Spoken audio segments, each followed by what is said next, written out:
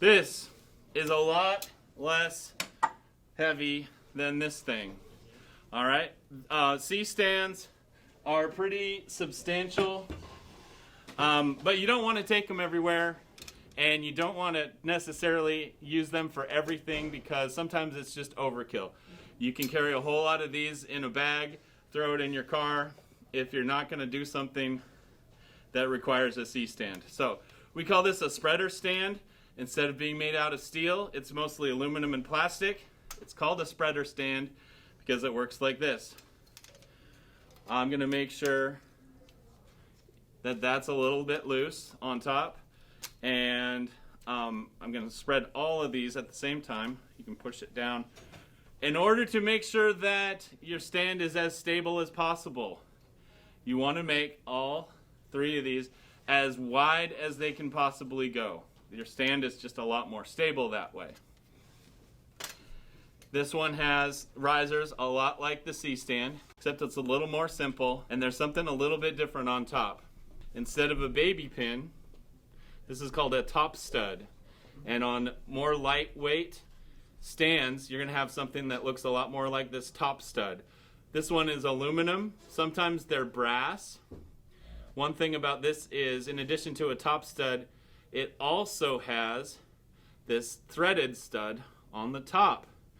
This is a very specific size of thread that you'll see in the industry a lot, especially on mounting equipment.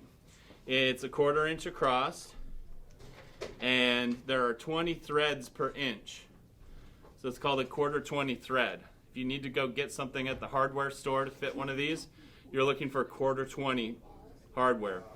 There are a lot of pieces of production equipment, especially small accessories, that you can attach to a 1/4 20 stud.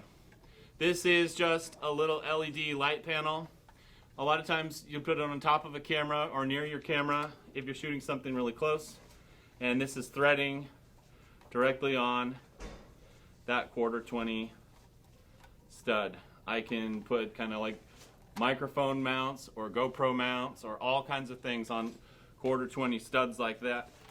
This one, this LED lamp, I can just use one of these pretty ubiquitous Sony batteries, pop it on there, get a little bit of light close to something I'm working on. Did that blast you too much? No. It's not that bright. All right, I'm removing that one. And we're going to look at a different kind of a mount.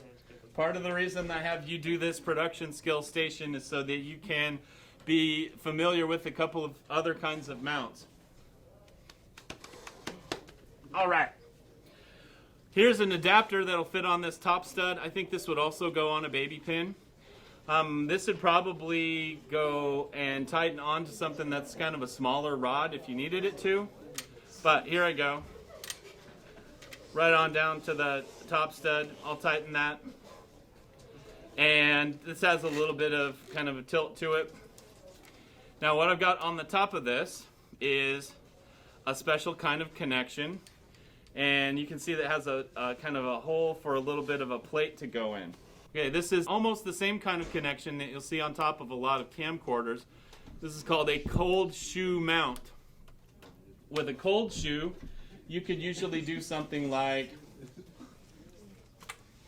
put on an accessory microphone, and usually there is kind of a wheel that you have to turn down to tighten your accessory on the cold shoe. Now it's not coming out. This one I would have to go out from the audio into an input in this camera for it to work. But some other things work differently than that. This camera has what's called a hot shoe. Ooh. So the hot shoe actually has an electrical connection so that you can put on an accessory that's powered by the camera. A lot of DSLR cameras that have this kind of profile will have hot shoe mounts so that you can power a flash, but some other cameras will communicate with a microphone via that same kind of mount. Mm-hmm. Now this one is not a hot shoe, it's still a cold shoe. So I'll show you how to put something on a cold shoe. Hey, here's a microphone on a little shock mount. Say we wanted to put that close to our subject or something. So all you got to do is take that little plate, slide it into the kind of teeth of the cold shoe mount. This one I have to tighten a little bit, but most cold shoe stuff, you'll usually just have to tighten this wheel to get it to stay on there. And that's a cold shoe. The last thing on the checklist is just to break down your equipment. So if you can do that, if you can demonstrate that, you can get through another station on your production skills checklist. Thanks for paying attention.